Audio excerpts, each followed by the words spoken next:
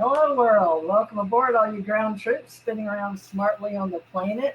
This is Theresa J Morris, and I'll be your host this evening for several of our channels that play throughout the world.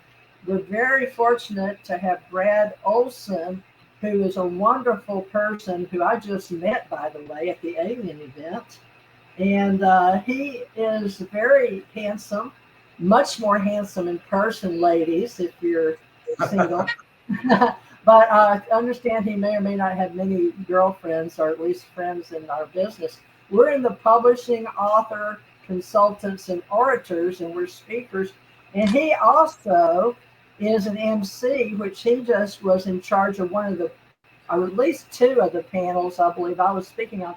But he's such a gentleman and supporter of his elders that me being one of the granny witches, I guess, of the old Appalachian Mountains, born in Louisiana, he came to hear me, and he supported me at every one of my talks. So thank you, Brad, for supporting your seniors, especially in the Alien event. Now let me, Brad, if you'll just humor me for a moment, I would like to not act so old and read about you on I've got the wrong phone. Okay, sorry, folks. I'm going to give him just a basic short bio. But since you see him, he's very handsome, and he's done so much. He's actually, I would say, a Renaissance man, because I happen to have known him for years, but strictly as a radio personality until he came along. Now, where was I talking about? Brad Olsen. Let me show you his. I can't find his bio now, but which one of these books of yours has your bio on it? I've got. Which one of these, Brad? Well, Modern Esoteric has a chapter about how I started this big street fair in San Francisco. I guess that's about my only bio. But Future Esoteric has a summary bio in the back. I made all the pictures, folks, and I got, well, folks, I've told you he's an author, a producer, and he is a Renaissance man. I mean, he goes around the world. He is a world traveler several times over, and I keep up with him. I just think he's so handsome and so sweet, but he has done me a favor by making me, for my Psychic University, which you can see up in the top corner over his name, Psychic University, the American Communications Online. So that's my company. And this Modern Esoteric, and this one is Beyond Esoteric by Brad Olsen. And then Future Esoteric, which I'd like all my people, all my followers, all the people that follow me as a mystic, oracle, psychic, sage, seer, or even a light worker, truth seeker, follow us. And Brett Luger is not with us, but he helps Brad and I, and they're both very tall and handsome.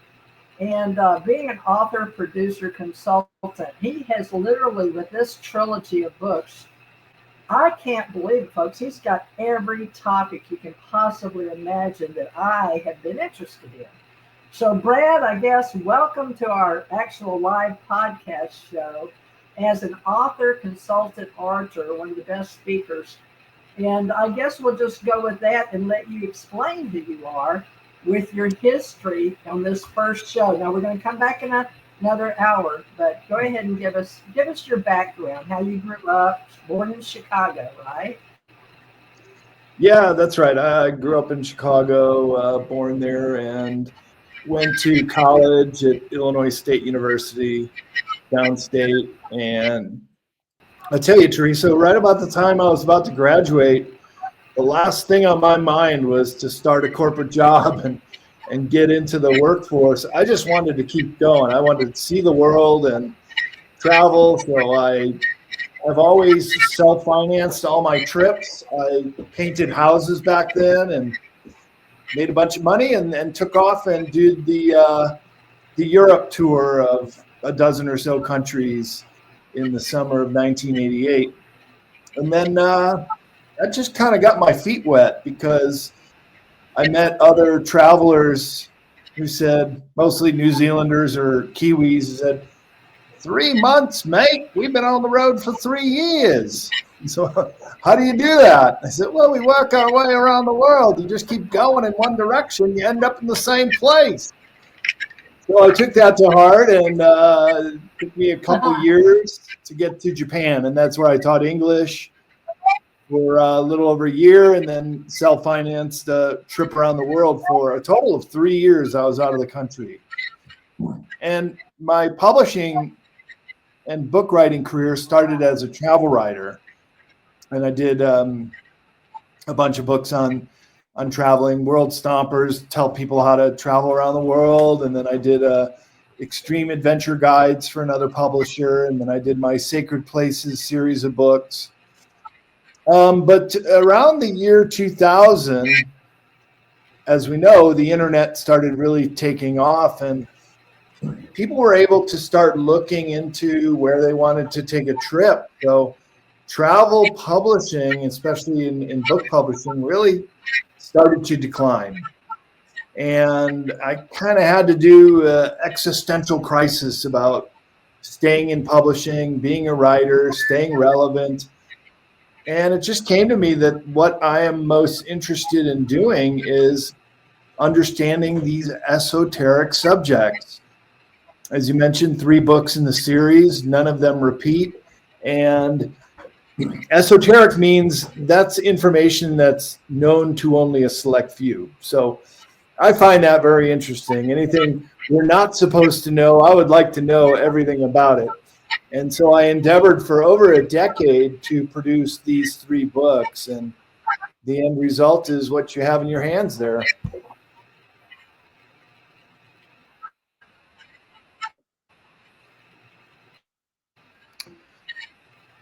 Well, I'm so intrigued. I have all 3, and I've delved into all 3, folks. I've only had them in my possession a little over a week since I met him. Actually, it was October 17th through the 20th, but I went away for a week and a half, so I've lost track. I went back to Louisiana, but I did read them at night. But I couldn't put them down, and so stayed up late. These are future esoteric, especially because I'm into ETs and UFOs, and he covers that quite extensively. Here's a picture of, he does graphics too. So I don't understand how he does such a good job of getting the backup graphics. And I was very intrigued by this one. But if you'd like to read a book with diagrams, he has them. And I'd like to talk about this is just unbelievable. He's such a good person for taking his life and sharing it with us now, because time is of the essence, and we're reaching at the end of 2024 with a new president in the United States of America, and this will be our legacy here to start over again with our authors, consultants, and orators in 2025. And Brad Olsen can lead the way because he's actually been handed the torch by many of our people that have passed on. And I've welcomed him into our UFO Association and our UAP Associates because he has had the energy that I no longer have at 73, this December 26th, to run around the country.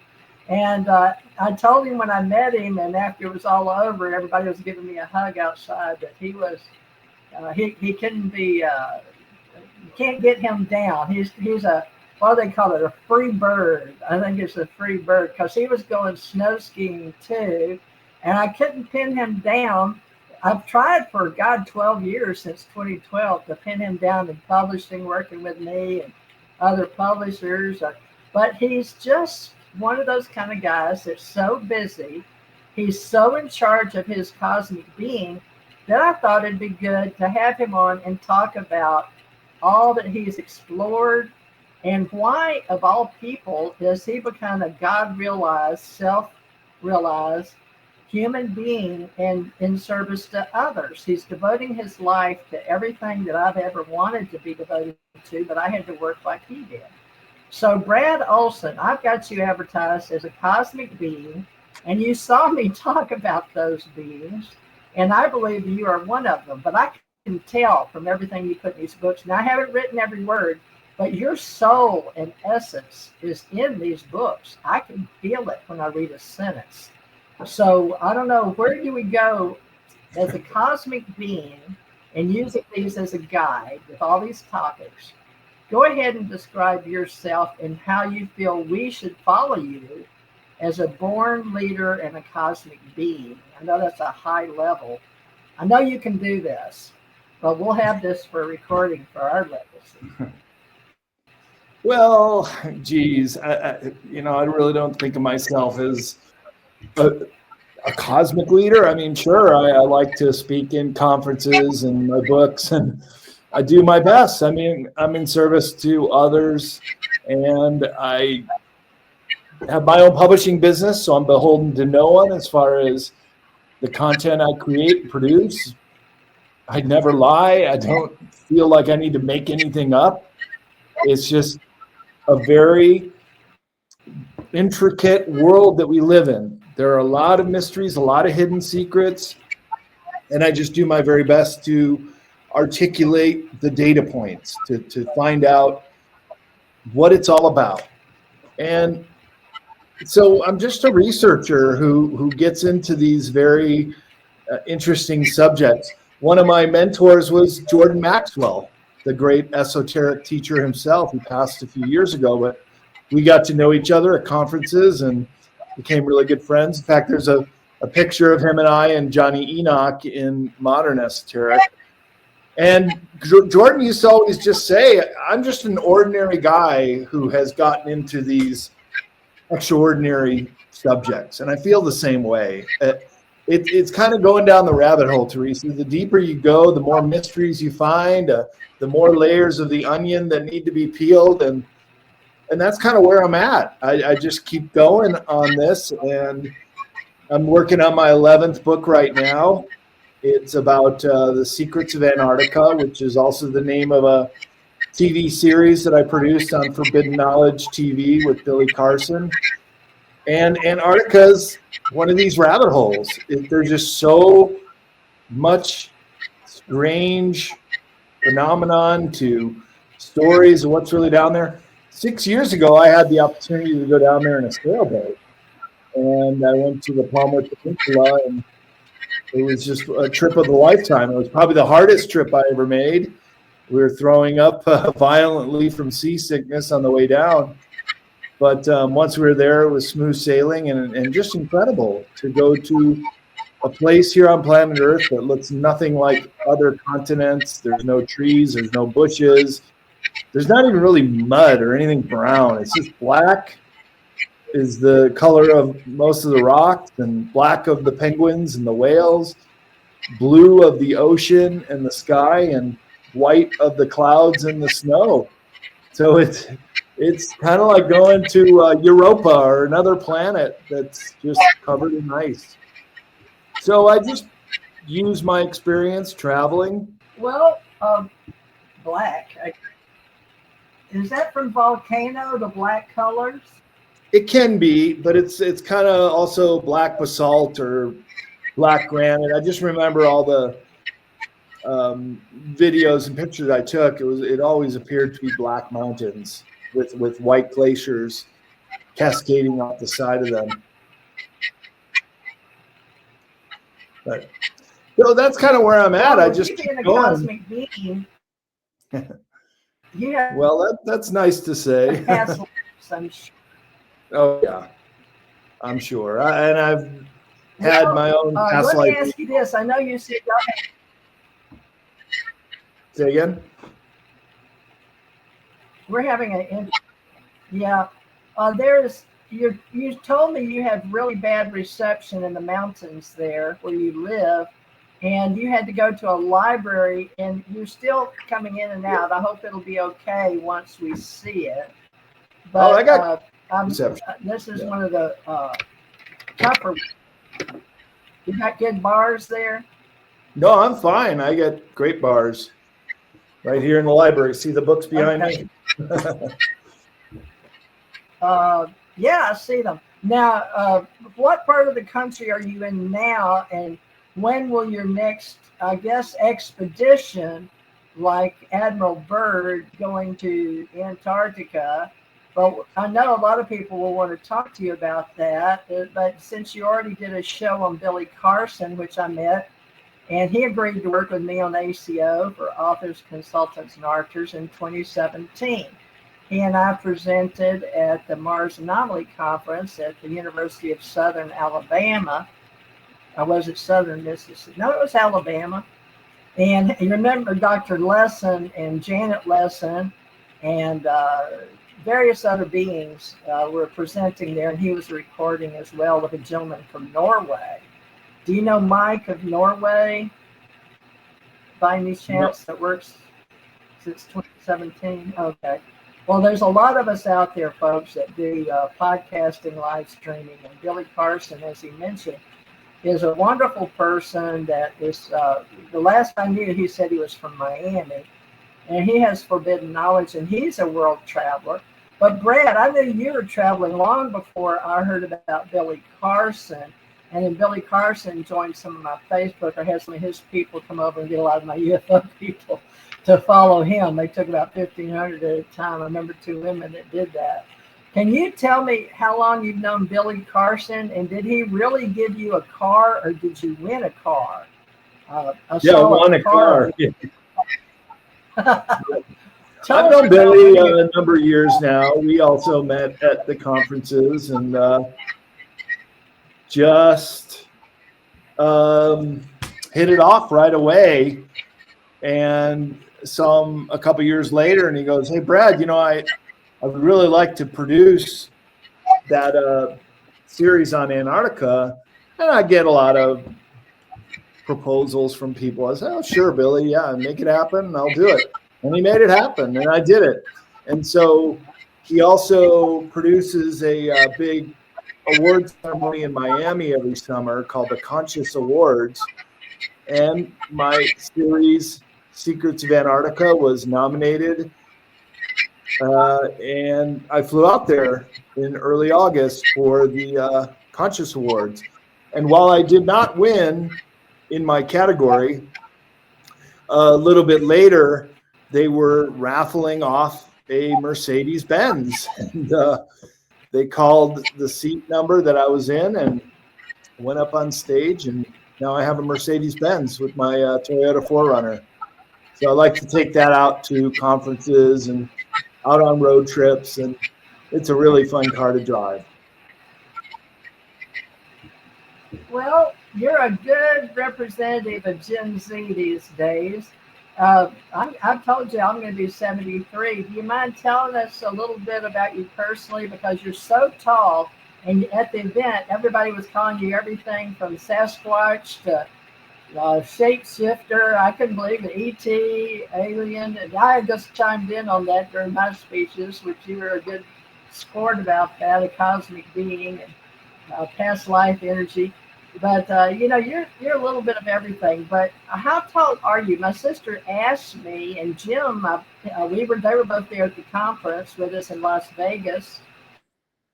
Hyde Farman and all the speakers and presenters. Are you 6'5" or 6'7"? But you stand and you move really well. Plus, you said you snow ski.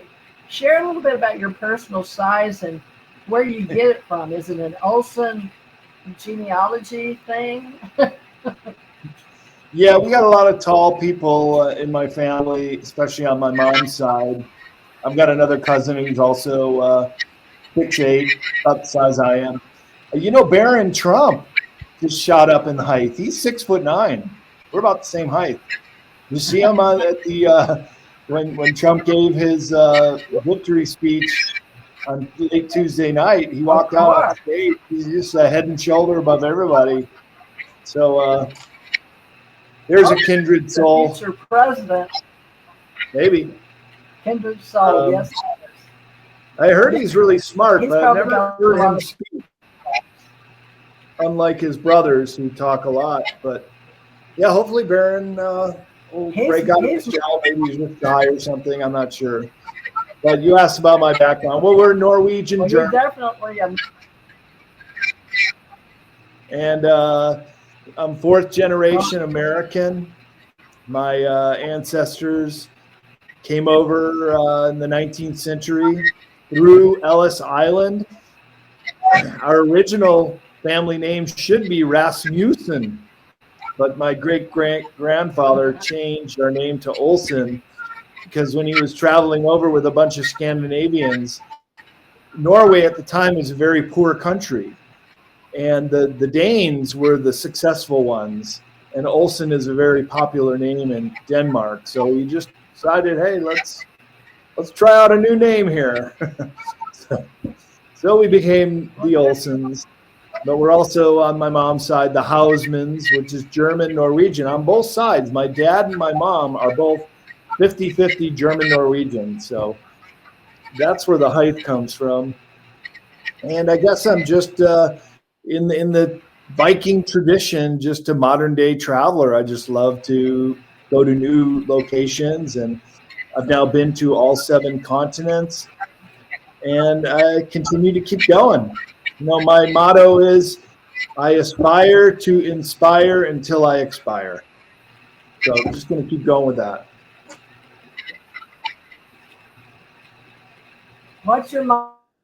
I didn't hear it on my end. I'm sorry. It could be me or just the satellite of StreamYard. What's your motto? Keep going. Never give up. I aspire to inspire until I expire. That's it.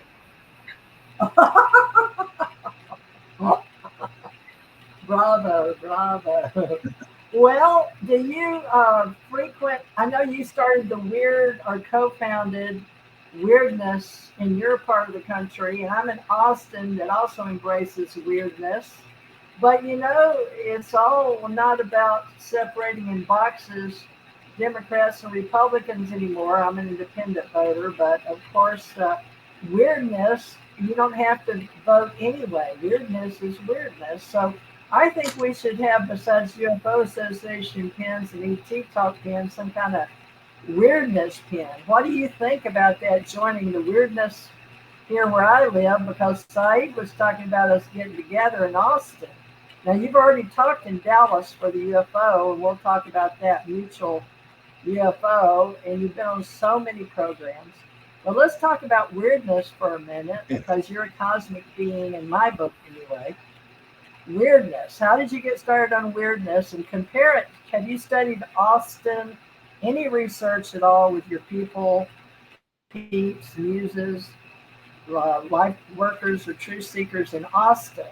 Help us out here, because I'm a new psychic moving here from Gulf Breeze, Florida, working on the UFO and a psychic medium out there. I did 2 events out there with psychic events there. So you tell me, how do you see weirdness moving forward, plus consciousness?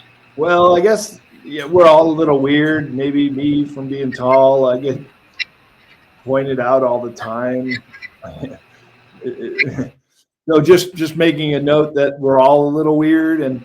But I started an event in San Francisco called the How Weird Street Fair, and it's on Howard Street. So it's kind of a little play on words. How weird can you be, sort of thing. And we just did our 25th annual event in September, but it's probably going to be my last. I live out in Nevada now, and I work on my ranch every day in a little town in northwest Nevada, which is real close to Lake Tahoe, so I can get up there and ski.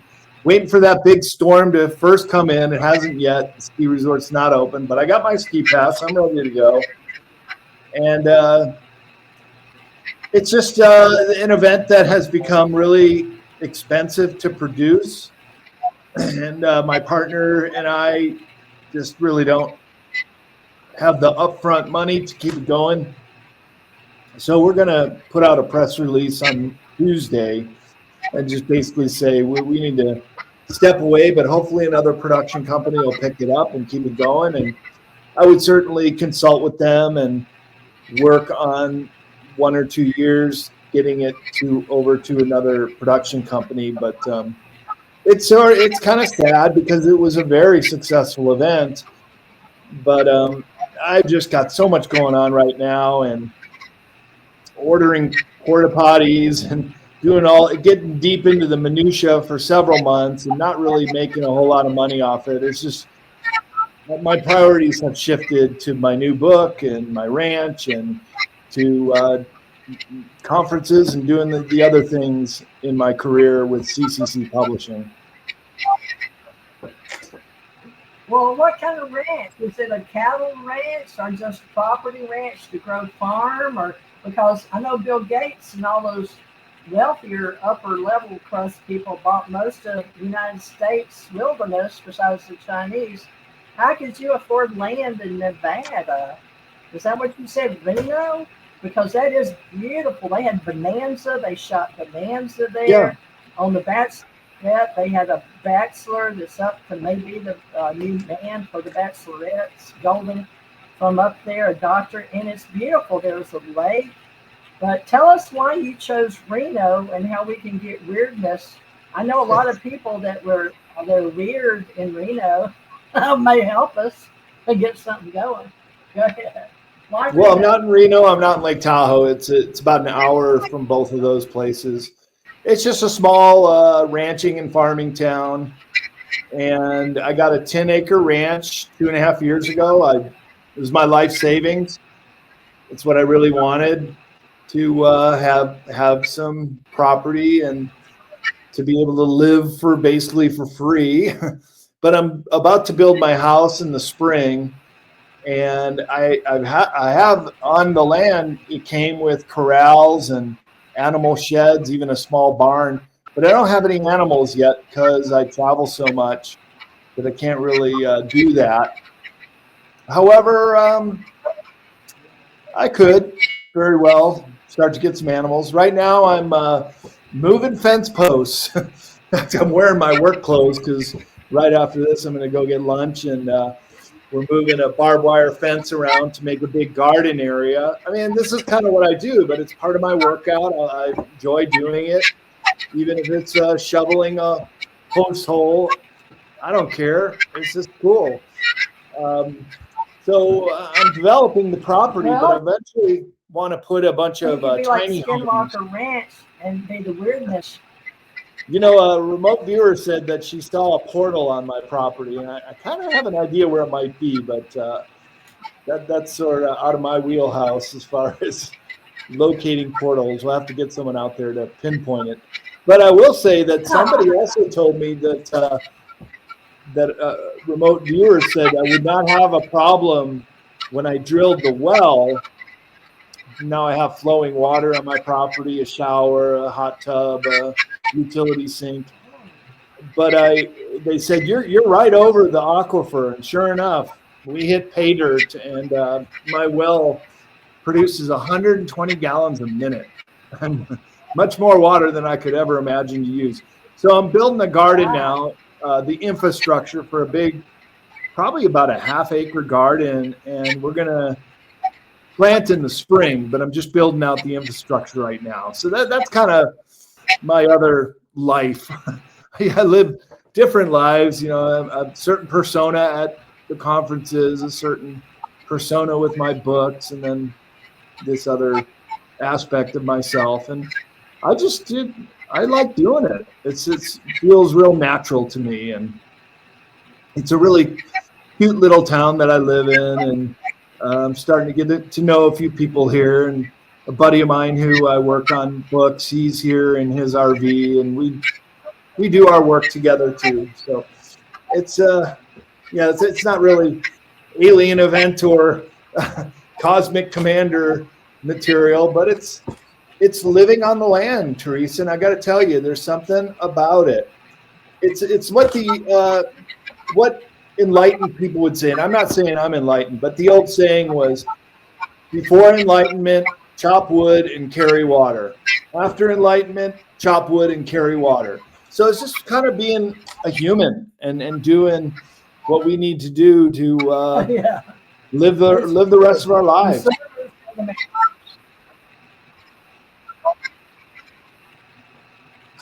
I agree. The servants are the masters, folks, on this planet especially. But we're swapping it over from a prison planet, thinking that we've been encaged and enraptured into legend media, into podcasting now. And also, Barron Trump really brought that to light to his father.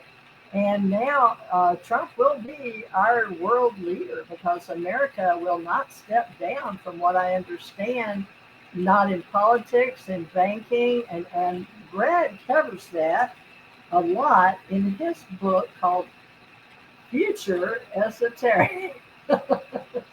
But, you know, folks, with what I do, I just love people. And being a celestial being is knowing that you are not here on the planet just to survive, but to thrive. And in one of his books, he actually has, let me see if I can find it, Foster Gamble. If Brad Olsen will be so humble as to let me read this, because I find it interesting, because I love the word thrive. Now, this is in Future Esoteric. Brad Olsen has done a vast amount of searching to come up with Future Esoteric and putting it together coherently and beautifully.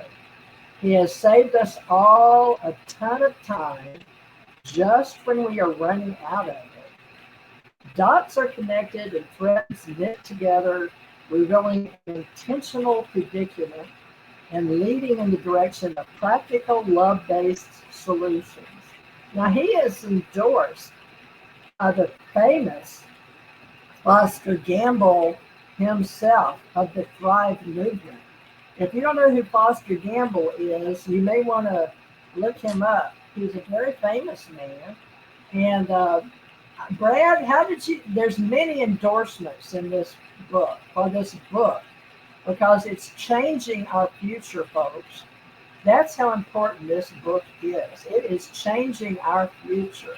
Now, Brad is very humble about his research, but I can tell you that every topic in my lifetime at 70, soon to be 73, he's just about hit on, if not more so, more topics than I've even researched in my whole lifetime.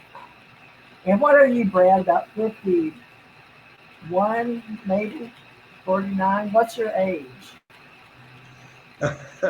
Well, I like to say I'm a half ager because nobody ever guesses my age right.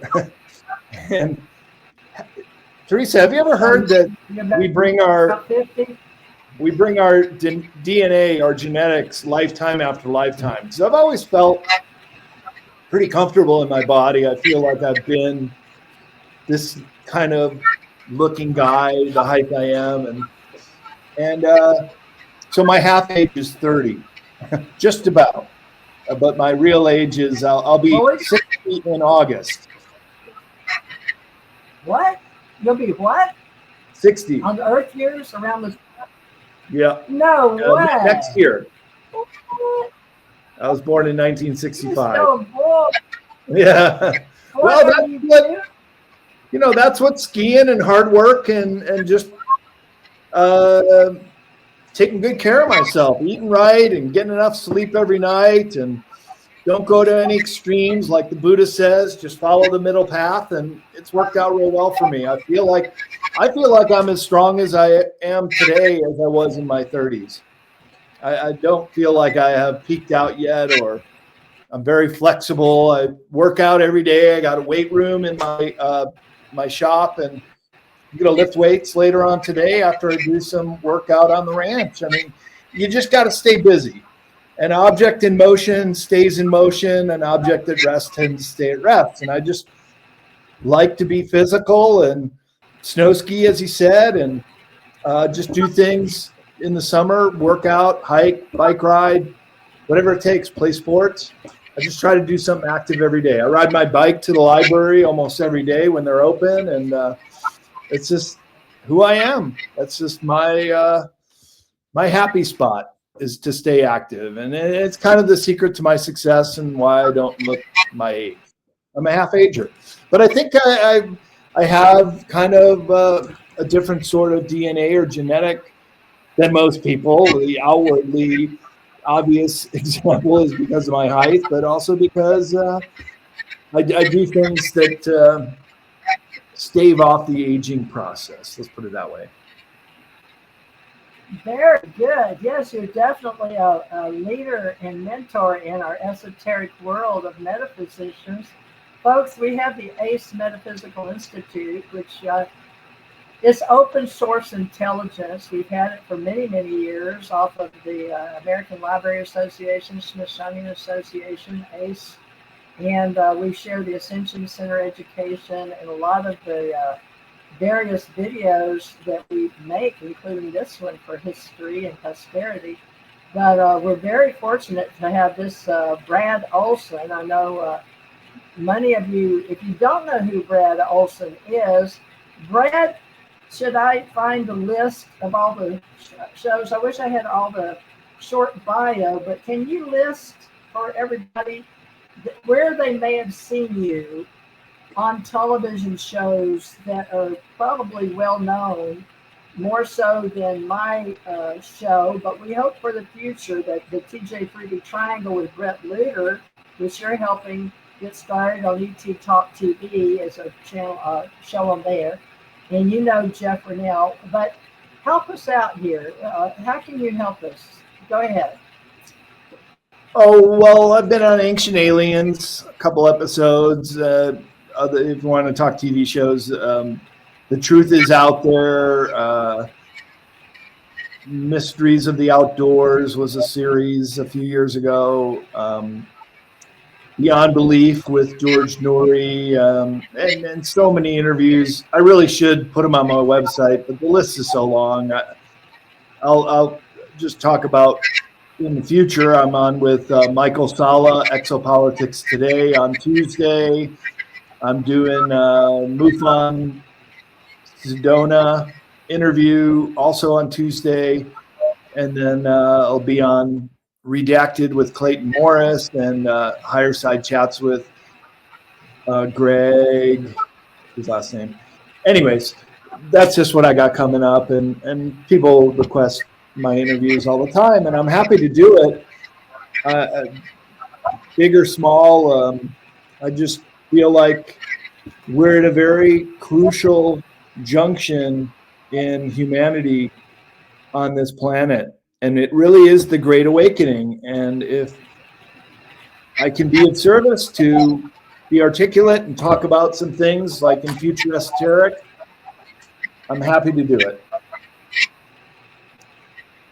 And well, we appreciate you being in that category. Oh, happy to be of service. So, I mean, if you want to jump into Future Esoteric, and we'll talk about the unseen realms, be happy to pick a chapter and we can go into it. Yes, folks, because I love books, and I spent a lot of my time in libraries growing up. My mother always seemed to be close to the library, actually in Houston, lived at 1313 Heights Boulevard, Houston, right across from the library on Heights Boulevard. Now, one thing that our librarian friends need to know is this book is in spirituality guidebooks, and number 1, and 2, metaphysics, esoteric, the title Library of Congress, catalog card numbers 201-291-4383, those of you listening. And I surely hope that Brad will be known in the library that he's sitting in right now for all time and eternity, not just for genealogy. And I'm back 15 generations in this country, back to the 1500s, and before that, coming over, and generations in my families, doing what you call FamilySearch.org. It's free in libraries, and you can go on FamilySearch.org, just put your name in and check who your parents are and keep going. Now, Brad is going to be in spirituality, and you tell us, and we'll go over any book you want to, that you're willing to. We've got 20 minutes left, roughly. So Modern Esoteric, 2nd edition, and Beyond Esoteric. So you can see the different colors. But folks, you need these in your libraries.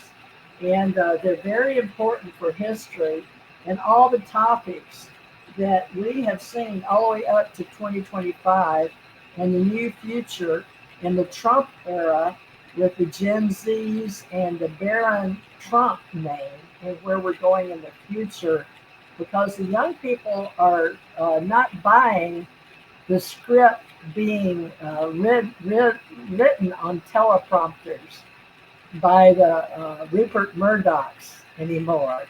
So I may get in trouble for saying that on YouTube, but Elon Musk now owns Google and YouTube. Is that proper, Brad Olsen? Is that legacy talk, or do you really know? Do you know anything? Did he buy Google from what you've seen on YouTube? I just heard that today, that he may be in talks to buy YouTube, which is owned by Google, but that he also bought Fox News. I mean, this is incredible.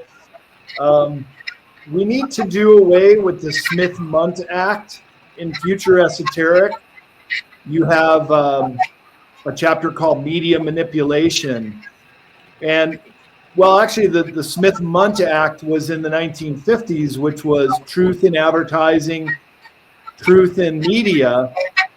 It was the Smith-Mundt Modernization Act, which made it legal for the media companies to propagandize the people and to also basically lie to us.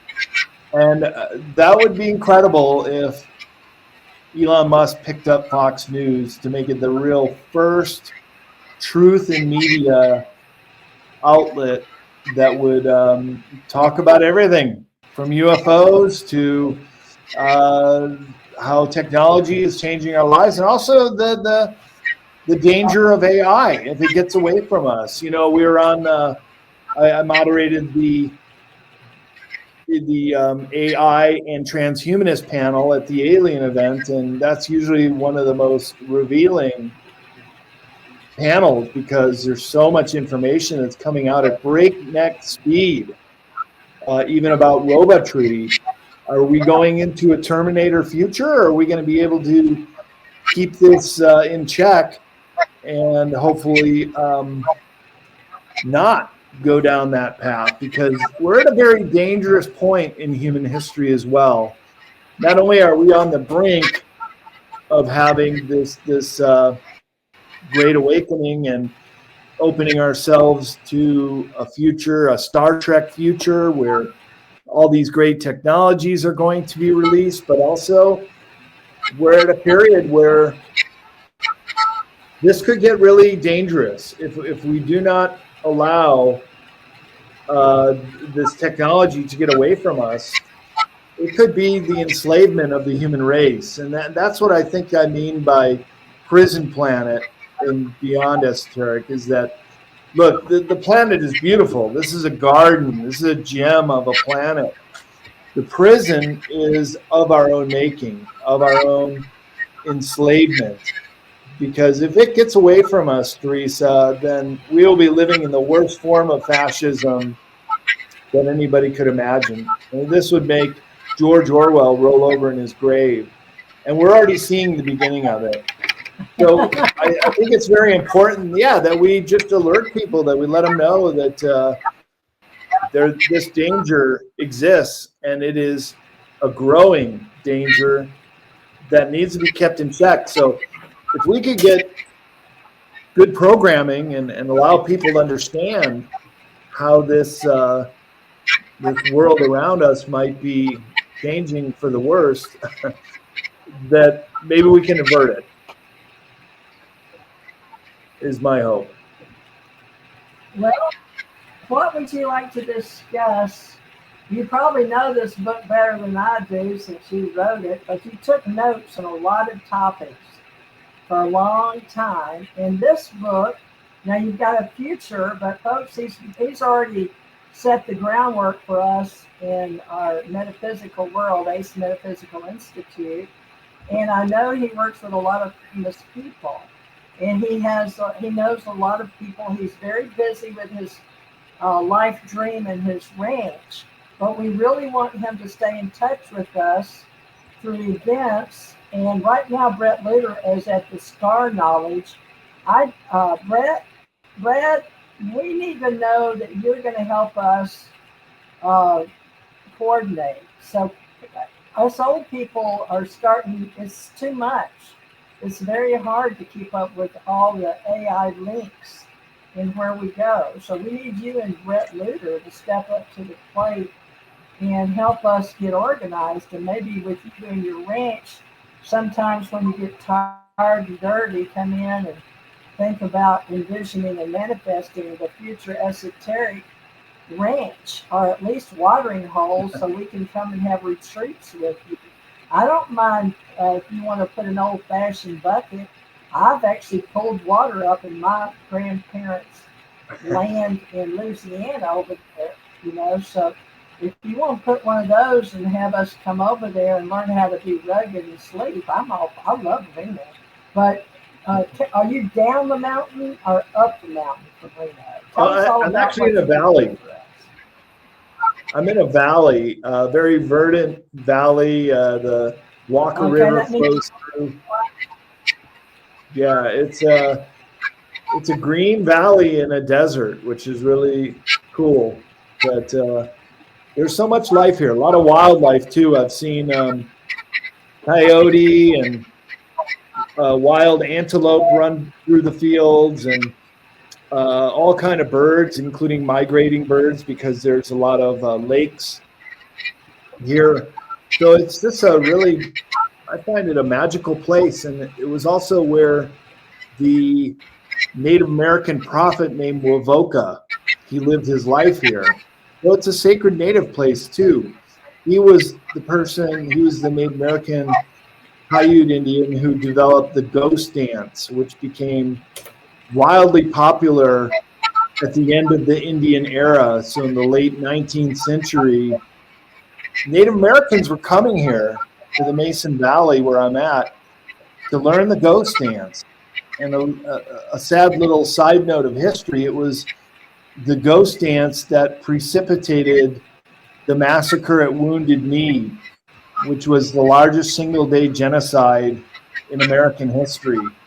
And I'm sure Wovoka would have been very upset and saddened when he found out that they were actually doing the ghost dance. But that just tripped out the cavalry, and they thought, anytime you hear ghost, that really means spirit. Anytime you hear devil, that means sacred.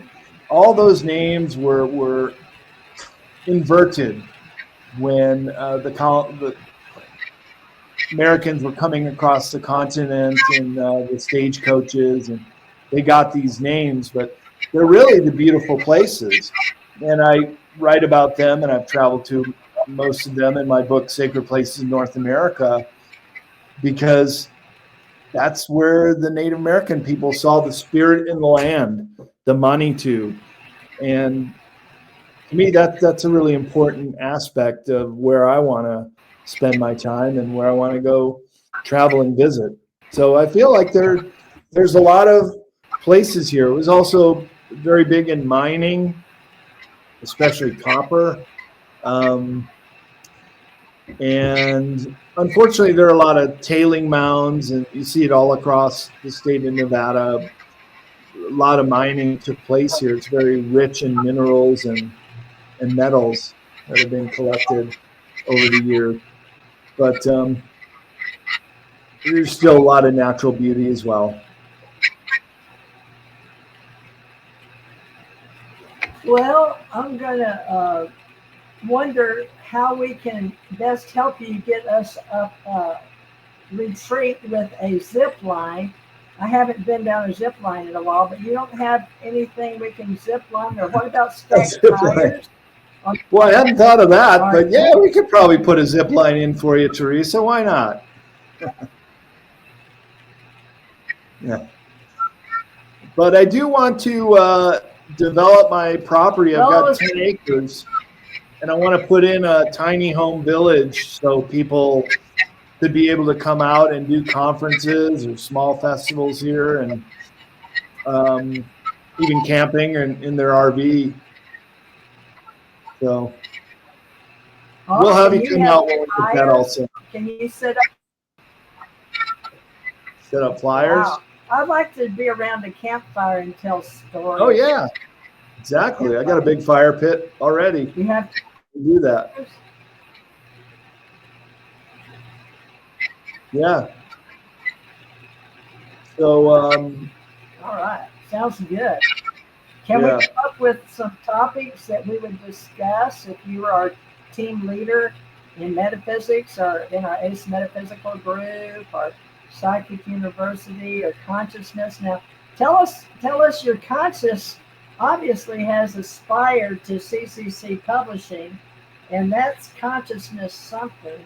So we can get into your future esoterics. Folks, he's got pretty pictures, but look, secrets. Ooh, look, future. So he wants to talk and get into some of this alternative narrative. He has alternative narrative.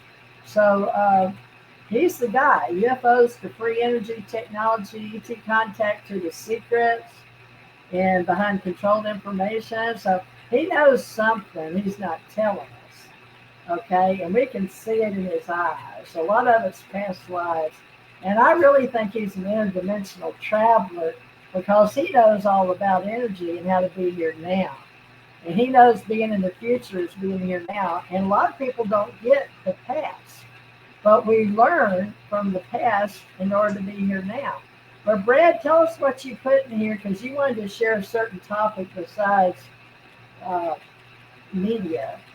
But I'm interested in how you know how to be here now and be in the future and know all this heavy quantum mechanics. How do you know that? Well, I think it's just a curious mind, Theresa. It's why I've traveled around the world and going to all 7 continents. I like to learn. I think learning is a lifelong process. We're never going to be able to know it all, so there's still plenty of material. But in the case of quantum physics or UFO technology, it's just this is how we can advance as a human race. I mean, these are only subjects that we've known about for a few years, a few decades. And so what I do is, as a researcher, I collect data points. This is how I can explain it simply. And that is, you look at all the different points of view on a certain topic and you try to make sense of it or find where is that data point. So an example I often use, and I write about the Roswell crash in Future Esoteric. And so I wasn't alive. I wasn't there. So how can we make sense of what happened in Roswell in 1947? Well, there were eyewitnesses. There was also government reports. Even the very first day that the word leaked out to the media, it was on headline newspaper in Roswell that crashed out in the ranch out at Max Brazel's ranch near Roswell. So he witnessed it. His kids witnessed it. They even collected some of the material and would bring it around to bars once in a while. It's this very thin, kind of like aluminum foil that after you let it go, it returns to its state. So these are the data points. Some authors have proposed that Roswell was actually German craft from Antarctica. That's Joseph Farrell. Others say it was Japanese craft from Japan. Now, how do we know that? Well, they're the only ones that really say that. So they're kind of standalone data points. But it's really a bell curve. And the majority of those data points are the eyewitnesses, the people in the military who blew the whistle and who really talked about what the Roswell crash was all about. And then on the other end of the bell curve is the government saying, oh no, it was a weather balloon and the bodies were crash test dummies. But that doesn't, that's only them. That's only the one data point. So cumulatively, we could look at the top of the bell curve and deduce that there was a crash. It was otherworldly. There were bodies that were not human. And this is a big deal. The book called The Day After Roswell by Corso is an excellent example, because he was the one who was looking at all the artifacts that came out of it, and he was the one who really made this fantastic book and the case that it was an alien craft. So I think that's where how I do my work, how I do my research. And then it's just looking into all these very interesting subjects and putting them into a book form and let people read about them and also do their own research and make up their own minds.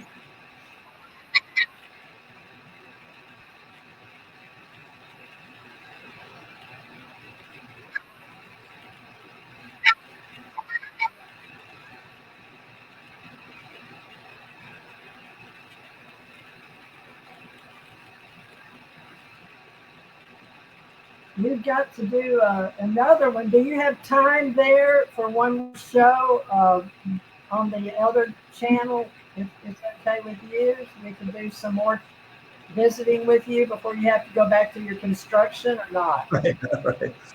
Well, I'm getting awfully hungry for lunch. Another studio. I mean, we can do a quick one, but I'm really hungry. I want to go to get lunch. Do the 1 hour, and we can. I don't think I can do another hour. Maybe we'll do it when Brett gets back. Why don't we do another show with him? Okay.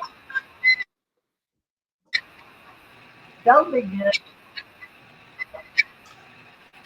Okay, you can be thinking about all the talking points for 2025 with Brett. There we go. And what all maybe you can do with that ranch of yours to share that water you've got coming up. People are going to be wanting to come see all these survivalists maybe storming your area of the country, you know. But I think we're going to make it. I think, folks, I'm projecting that everybody's going to be positive and feel better, and groceries and gas is going to go down now. And we're going to have a good, healthy 4 years for everybody on the globe, because we're all cosmic beings. And Brad Olsen is one of our big popular leaders. And, you know, I'm going to prove right here that I don't know if anybody believes that I met him or not, but you know what? He was nice enough, and I had, it says right here, I'm going to show you. Can you see it? Let's see. Dear Theresa, nice to meet you and speaking on a panel with you in Las Vegas. There you go. You're a friend. Now, he signed your friend right there, Brad Olsen. Okay, so he's my friend, and he knows I love books, and he knows I love authors and consultants and orators, speakers. So if you know somebody like Brad that has some good weird stuff, or ET Talk, we're promoting ET Talk now, and it really comes from you being a cosmic being and channeling. And we'll get into that channeling in the future and what he's going to bring up, because he's going to give Skinwalker a run for the money over there, because he's found a beautiful green valley to own, or at least until he passes over, because we can't take anything with us, folks. But please follow Brad. Now, Brad, tell us again where we can follow you and have Brad Olsen at cccpublishing.com.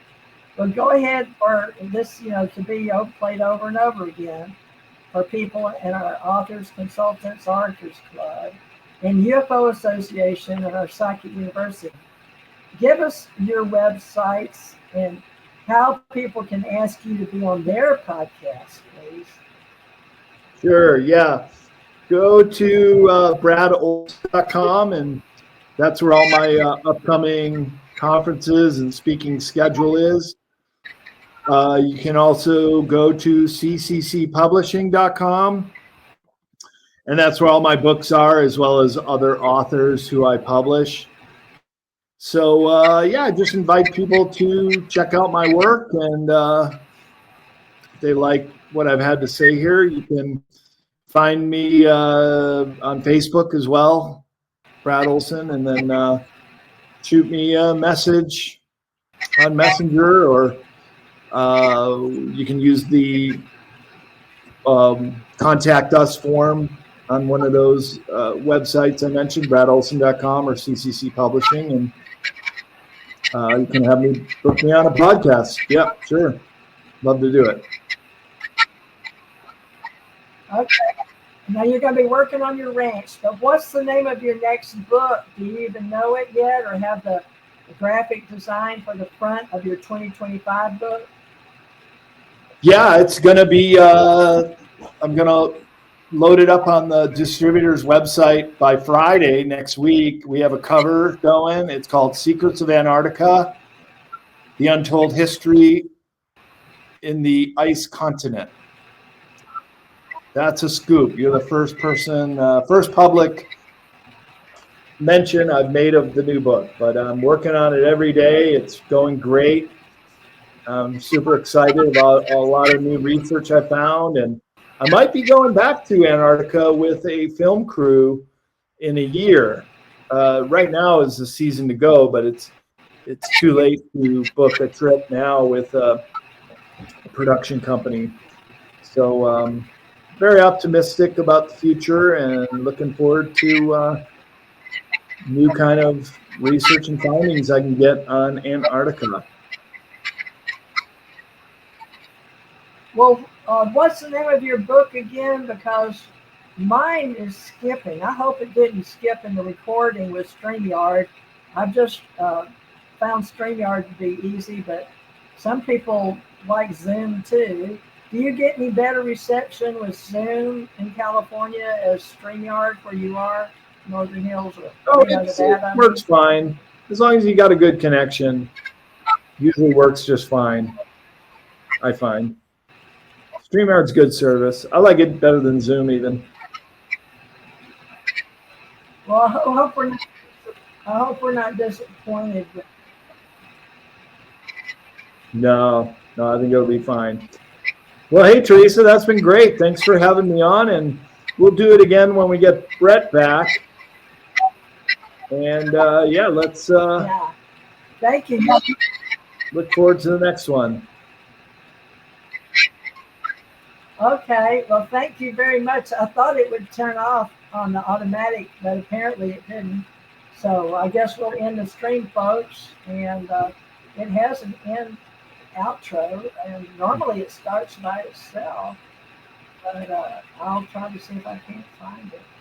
And we really appreciate you, Brad, because you're one of a kind. I did find it. So I guess, folks, we hope you got this. Brad's going to come back when Brett Luter, his tall buddy, although Brad Olsen's about 6'7", you said? And, yeah. 6'6". And Brett Luter's what, 6'5", 6'4"? Yeah, 6'4", 6'5", yep. Something like that. He's with his We're all big fellas out west here. And the Star Knowledge. Yep. That's right. But thank you, Brad, for sharing with all our great open source intelligence, your information about you and what you're doing and your ranch, and hopefully a retreat for all us old people that need to show up, and all you Gen Z too. Follow Brad Olsen as one of the tall mentors like Barron Trump, who knows, that might be our future leader, future president of the United States. All right. Yep. Well, love and light, everybody. Have a great time. We'll see you in a week. And hopefully, Brett Luter said he'll be back on November 14th. So we'll book him after that. And then Brad, hopefully. But now, Brad, I'm going on 3 cruises. So I'm going to be doing some fun training on the Carnival cruises. So I'll be gone traveling during the holidays. So we'll catch you, Brad, in sometime in the next 3 months, okay? All right. That sounds good, Theresa. Well, thanks for having me on. It was nice talking to you. For your time. Okay. All right. We'll talk again soon. Nice seeing you again. I look forward to our future and what we can create together, okay? All right. Invite me to your events, Brad, and I'll make sure I plug you on all my events. Bye. Thank you. Okay. Bye now.